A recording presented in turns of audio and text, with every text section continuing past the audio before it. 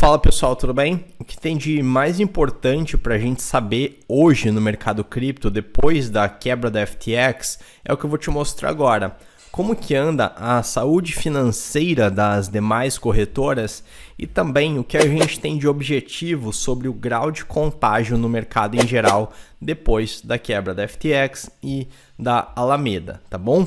Bom, passado um pouco o caos inicial, tendo baixado a poeira, nós já temos alguns dados coletados com que a gente pode trabalhar e fazer uma análise objetiva da situação atual do mercado, tá bem? Então é isso que eu vou te mostrar no vídeo de hoje, mas antes eu quero te deixar um recado. A gente está se aproximando da Black Friday e para quem quiser aproveitar numa condição ultra especial os nossos produtos, especialmente o acesso à comunidade investidor cripto que estava antecipado em relação a todo o mercado sobre tudo isso que aconteceu, bom, para que você tenha acesso à comunidade investidor cripto, se você ainda não sabe como que é, para que você tenha mais informações e possa vir a ter acesso numa condição ultra especial de Black Friday, para você poder garantir isso, clica no link que está aqui na descrição desse vídeo, tá legal? E agora ao que interessa para o vídeo de hoje. Esse daqui é um dos gráficos mais importantes que a gente tem disponível hoje e ele mostra como que estão as reservas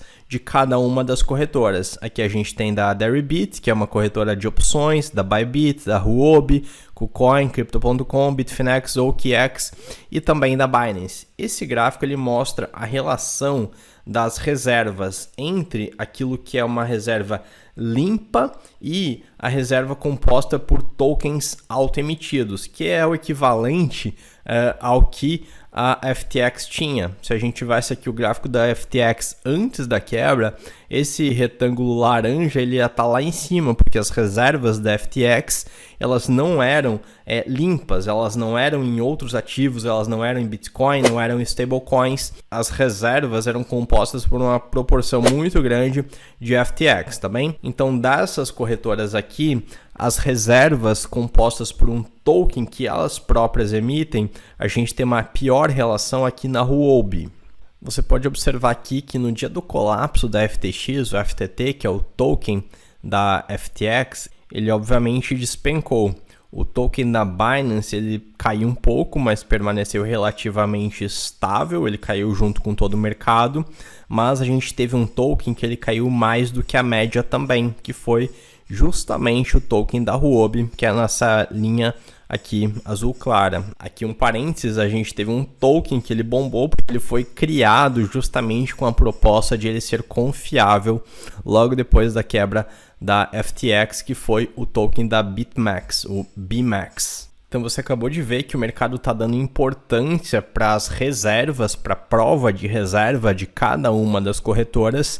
Esse gráfico aqui, ele foi criado com base naquilo que a gente tem de público das carteiras que cada uma das corretoras informou publicamente que são as carteiras que detêm as suas reservas. Mas sobre prova de reserva, pode crer que o mercado ainda vai amadurecer bastante. E um protocolo cripto que pode se beneficiar dessa necessidade crescente de mais transparência em relação às reservas de cada uma das corretoras é a Chainlink. A prova de reserva, o ateste de que cada uma das corretoras elas detêm de fato as reservas que elas declaram ter, ela pode ser feita por uma auditoria externa, como por exemplo da Armanino, que é uma auditoria já bem conhecida, mas ela também pode ser feita por uma mescla, por um sistema híbrido entre a auditoria off-chain e a auditoria on-chain. E a Chainlink, através da sua rede de oráculos, que tem acesso a APIs das empresas que fazem auditorias externas para atestar a existência de fato das provas de reserva, tanto de corretoras como de outros protocolos diversos, a Chainlink ela mantém on-chain um contrato de prova de reserva sempre atualizado à medida que essas reservas sofrem alguma alteração, ou quando elas aumentam, ou quando elas têm um decréscimo. Mas, voltando aqui agora à situação atual da saúde das corretoras, vamos entrar em alguns detalhes mais relevantes. Deixa eu pegar esse gráfico aqui que é relativo à Binance, as reservas por categoria, cada tipo de moeda que a Binance detém como reserva, tá? Se você quiser ter acesso a todos esses links que eu estou utilizando aqui nesse vídeo, eu vou passar eles no meu canal do Telegram. Para acessar o canal do Telegram, link aqui na descrição. Então você pode ver que uma pequena parte das reservas da Binance ela é composta por Bitcoins. Uma porção um pouco maior é composta por altcoins, aqui nessa região alaranjada. A grande maior parte é composta por stablecoins, tá? Então a Binance tem o próprio BUSD, ela também tem o USDC e Tether. Então, de um total de aproximadamente 62 bilhões de dólares em reservas, desse total, a Binance detém 39,4 bilhões de dólares de reservas em stablecoins. Ela também tem 7 bilhões em Ethers, né? Então ainda tem uma quantidade de Ether ainda maior do que a quantidade de Bitcoins. E como a gente viu no gráfico anterior, desses 62 bilhões, 10%, ou seja, 6 bilhões, são compostos por BNB. Então aqui, onde tem a quantidade de altcoins, no caso aqui 11, quase 12 bilhões de dólares, a gente sabe que metade disso aproximadamente é composto por BNB. Tá, mas afinal, o que a gente pode concluir da saúde financeira dessas corretoras centralizadas aqui? Primeiro ponto, nenhuma delas está numa situação parecida com a da FTX. Não tem os dados do balanço da FTX em si, mas o balanço da Alameda ele tinha aproximadamente 16 bilhões de dólares e mais de um terço disso era composto por FTT. Nenhuma dessas corretoras está numa situação parecida. A Binance ela não está numa situação ideal, mas eu acredito que é uma situação sustentável. É bom lembrar que esses dados aqui, eles não provêm de uma auditoria externa independente. Eles provêm de endereços públicos de carteiras que foram disponibilizados, que foram informados por essas corretoras como sendo os endereços que estão depositadas as reservas. Dessas corretoras aqui, a Huobi a gente vê que não está numa situação muito legal, acho que é um ponto de alerta, tanto que o token já despencou, a KuCoin também, por esse aspecto aqui, por esse critério, não está numa situação confortável. A Binance ela tem apenas 10% das suas reservas em BNB e grande parte em stablecoins. Essa grande parte em stablecoins é, sem dúvida, um fator positivo. Mas é claro que a gente tem que avançar em relação à transparência dessa prova de reserva. Já no que se refere ao efeito contágio, a gente tem um mapeamento muito bom feito pela Arcane Research. Aqui ela mapeia quais entidades que perderam e quanto elas perderam em decorrência da quebra da FTX. A Genesis ela perdeu 175 milhões de fundos, a Galois 100 milhões. Aqui a gente tem em terceiro a Galaxy Digital, que é mais conhecida, perdeu 77 milhões de dólares. Outras conhecidas são a CoinShares, que perdeu 30 milhões, a Coinbase 15 milhões e a Crypto.com 10 milhões de dólares. Ainda para acompanhamento desse contágio no mercado, é super útil a gente acompanhar esse gráfico aqui que está sendo mantido atualizado pela Dune, com base também em dados providos pela 21 Shares. Aqui a gente vê que no dia 12 de novembro, o balanço da Alameda ele tinha uma grande porção de UNI, que é o token da Uniswap, e também de Serum, SRM, que é o token da Serum, uma DAX da rede da Solana.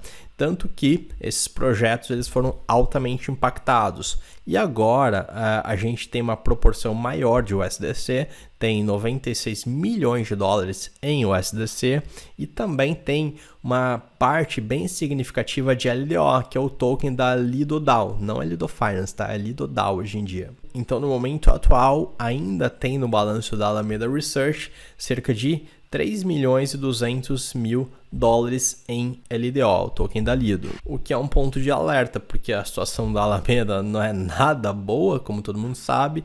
Portanto, esses tokens eles podem ser despejados a qualquer momento no mercado, gerando uma pressão para baixo nos preços. A Aproveitando aqui outro gráfico da Arcane, a gente vê um fenômeno bastante inusitado. Depois da quebra da FTX, a gente teve um aumento bastante grande, bastante considerável da participação de institucionais no mercado. Mas isso não é positivo, porque eles estão operando vendidos. A presença dos institucionais aumentou, mas eles estão shortando e shortando forte, especialmente o Bitcoin no mercado de futuros, na CME, que é a Chicago Mercantile Exchange, a maior bolsa de futuros do mundo. Mas a gente não tem só notícias ruins. Bom, como você já sabe, o Bitcoin ele vinha recuperando força, ele tinha chegado até os 21.400 novamente, depois ele caiu e caiu forte, mas nos dias subsequentes ele vem mantendo uma base de preços em torno dos 16.000, 16.500 dólares. No dia seguinte ao colapso da FTX, ele cresceu forte, puxado por um otimismo do mercado externo, mas a queda tem se mantido relativamente estável, formando uma nova base de preços. E mais um ponto de destaque é que, como toda queda do mercado, a gente tem um êxodo de investidores, mas nesses momentos também a gente tem uma qualificação daqueles que permanecem no mercado.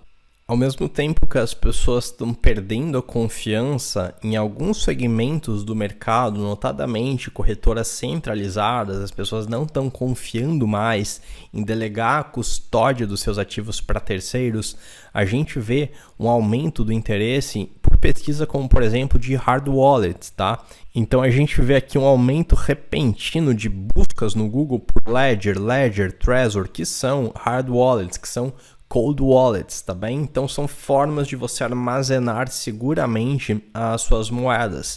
O que a gente está vendo, portanto, não é um êxodo do mercado, é uma qualificação dos investidores que permanecem no mercado nesse cenário de crise. E pela minha experiência, eu já passei por bear markets profundos e longos no passado, a gente sabe que as pessoas que mais lucram num bull market são aquelas que participaram do bear market anterior e que elas se mantiveram no mercado, estudando, aprimorando sua capacidade de análise, aprimorando a sua capacidade de investir. E a melhor maneira, ao meu ver, de você aprimorar a sua maneira, a sua capacidade de análise é fazendo parte de uma comunidade de pessoas com o mesmo objetivo que você, de investir cada vez melhor. E aqui eu deixo um último aviso, a gente está entrando numa época de promoção de Black Friday. Se você quiser fazer parte da comunidade investidor cripto por uma condição ultra especial, o melhor momento é agora, para que você garanta esse direito de fazer parte da nossa comunidade por uma condição especial.